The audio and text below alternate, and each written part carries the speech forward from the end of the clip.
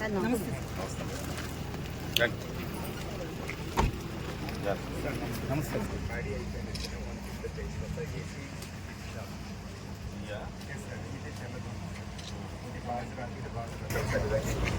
అంతర్ పంటల వల్ల ఎంత పురుగు వస్తాయి ఆ ప్రాబ్లం గ్రౌండ్ నట్ కూడా మొత్తం మ్యాక్సిమం 30-40% సార్ 6 ఎకరానికి అంటే నవధాన్యానికి అలా చెప్తాం సార్. ఈ ఏడాది టీవీ ఎంత పెంచడానికి అవకాశం ఉందన్న విషయం కూడా మీరు ఒకసారి దాన్ని బట్టి ఆలోచించవలసిన అవసరం ఉంది.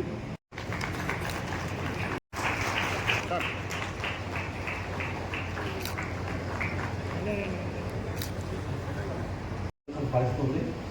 సో మన స్టేట్లో చూసుకున్నట్లయితే 35% మరి అభివృద్ధి అంతా కూడా జీబీ అంతా కూడా మనకి ప్రైమరీ సెక్టర్. సో సారంగా చెప్పి ఉన్నారు మనకి ఇండస్ట్రీస్ కానీ లేదా సర్వీస్ సెక్టర్ కానీ ఇంకా డెవలప్ అవ్వాలంటే మనకి ఇంకొక 5-10 సంవత్సరాలు అనేది పడుతుంది. చేయవలసింది ఏంటంటే దీంట్లో పూర్తి స్థాయిలో మనం నిమగ్నం అయ్యి మన జీబీని మనం పెంపొందించే దిశగా మనం అందరూ కూడా ప్రయత్నం చేయాలి. ఎంత ఉంది, అలాగే మీరు ప్రొజెక్షన్ ఎంత ఉంది, 24, 25, 26 ప్రొజెక్షన్స్ ఏంటి, మీరు ఏం ఇంటర్వెన్షన్స్ ఉపయోగించి మీరు ఈ జీబీని పెంచగలుగుతారు. ప్రొజెక్షన్స్ అందరికీ మీ అందరికి కూడా ఇవ్వడం జరిగింది. కానీ మరి ఏ విధంగా దాన్ని యాక్షన్ ప్లాన్ ఏంటి, మనం ఏ విధంగా అని తెలుసుకుని ఒక ప్రణాళిక అనేది మనం చేయాల్సిన అవసరం ఉంది. ఏంటంటే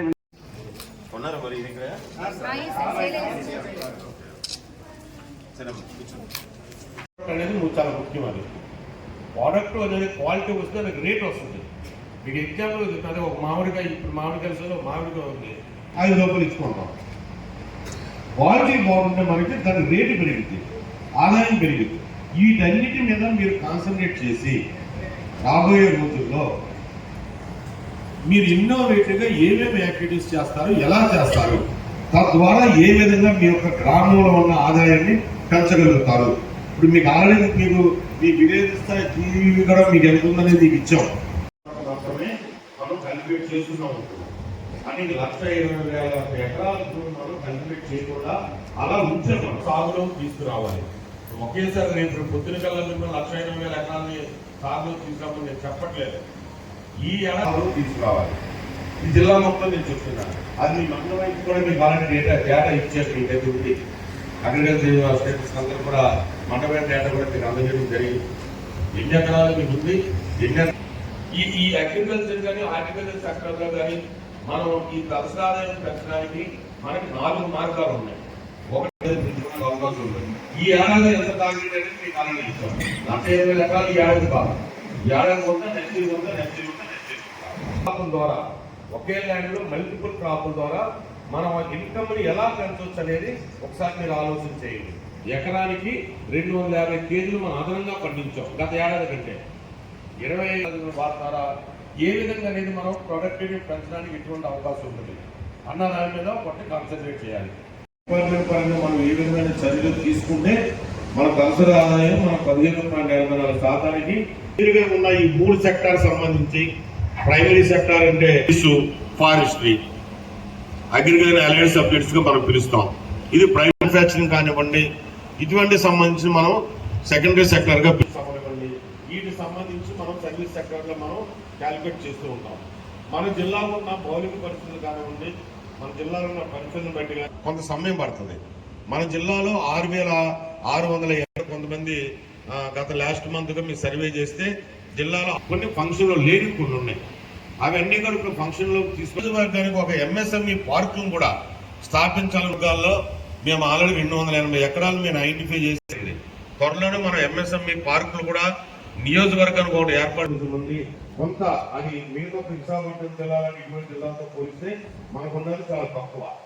అయినా సరే దాన్ని ఎంతవరకు మనం డెవలప్ చేసుకుని ఆదాయాన్ని సంపాదించాలనే విషయం కూడా దానికి సంబంధించి కూడా మేము ఆల్రెడీ ప్రపోజల్స్ కూడా 26 జూన్ సమయానికి మనకి ఇంటర్నేషనల్ ఎయిర్పోర్ట్ మనకి ఎక్కువ అవకాశాలు రావడానికి అవకాశం ఉన్నాయి. 5 స్టార్ హోటల్స్ వస్తాయి, హాస్పిటల్స్ పెరుగుతాయి, టూరిజం పెరుగుతారు. వీటన్నిటికి కూడా మనకి అవకాశం ఉంది. కానీ ఈ రెండింటికి కొంత సమయం ఉంది. కాకుండా మనం ఇమ్మీడియట్లీగా మనం మన జిల్లా స్థాయి యొక్క తలసరి ఆదాయాన్ని పెంచడానికి ఉన్న సెకండ్ ఫెసిలిటీ. అందుకే ఆ 4 శాఖలకు సంబంధించిన గ్రామ స్థాయి అధికారులందరూ కూడా ఈరోజు ఇక్కడ పిలవడం జరిగింది. ఎవరైతే ఉన్నారో వాళ్ళందరినీ కూడా ఈరోజు ఇక్కడికి సమావేశం పిలవడానికి కారణం బహుశా మీకు ఆల్రెడీ ఎక్స్ప్లెయిన్ చేశారు, 1 అవర్గా మీకు ఎక్స్ప్లెయిన్ చేస్తున్నారు. ఇప్పుడు మనకి ఇక్కడ ముఖ్యంగా ఏదైతే విజన్ 2047 సంబంధించిన విషయంలో కానివ్వండి, లేదా మన జిల్లాకు సంబంధించి ఒక విజన్ యాక్షన్ ప్లాన్ ప్రిపేర్ చేస్తుండే కానివ్వండి, లేదంటే గౌరవ ముఖ్యమంత్రి గారు మనకు ఎప్పుడు చూస్తుంటే ఈ జీడిపి కానీ జీవీఏ కానీ ఎలా మనం పెంచుకోవాలనే దాని మీద కానివ్వండి, ఒక పూర్తి అవగాహన విలేజ్ స్థాయి అధికారులు కూడా ఉండాలనే ఉద్దేశంతో ఈ యొక్క మీటింగ్ని నియోజకవర్గ స్థాయిలో మేము ఏర్పాటు చేయడం జరుగుతుంది. మీకు ఆల్రెడీ ఎలా జీడీపీని ఎలా క్యాలిక్యులేట్ చేస్తామో, ప్రస్తుతం మన జిల్లా పరిస్థితి ఎలా ఉంది, అందులో మీ మండలం భారీగా మండల పరిస్థితి ఎలా ఉంది, గ్రామ స్థాయి పరిస్థితి ఎలా ఉందో కూడా మీకు ఆల్రెడీ వివరించి చెప్పడం జరిగింది. సెక్టార్, సర్వీస్ సెక్టార్, ఈ 3 సెక్టార్లకు సంబంధించి మనం ఏదైతే గ్రోత్ రేట్ సాధిస్తామో ఆ గ్రోత్ రేట్ బేస్ చేసుకుని మన యొక్క తలసరి ఆదాయం, జిల్లా తలసరి ఆదాయం పెరగడం ద్వారా మన జిల్లాలో ఉన్న ప్రజల యొక్క జీవన ప్రమాణాలను మనం పెంచడానికి అవకాశం ఉంటుంది. అది జిల్లా స్థాయిలో కలెక్టర్గా నేను కానీ, లేదా జిల్లా స్థాయి అధికారులుగా పైకి కూర్చున్న అధికారులు కానీ మేము అనుకుంటే అవదది, మేము చేస్తే అవదది. గ్రామ స్థాయిలో మీరు చేయవలసిన కార్యక్రమం అది, మీరు చేస్తేనే అది సఫలం అవుతుంది.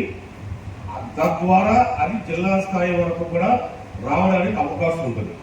అందుకే పర్టికులర్గా మీ అందరూ కూడా పిలవడం జరిగింది. అది మీ యొక్క ఏం పనులు చేయాలి, ఎలా పని చేయాలి కూడా కోసం వివరించి ఉండాలి ఆల్రెడీ. దీనికి సంబంధించి మన జిల్లా సంబంధించి ఈ జీబీఏలో పెంచడానికి ప్రస్తుతం మనం తలసరి ఆదాయంలో 12.84% ఉన్నాం. ఈ ఏడాది 25-26 టార్గెట్ వచ్చేది మనం 15.84 సాధించాలని మన యొక్క టార్గెట్, మనకి ఇచ్చిన టార్గెట్ అది.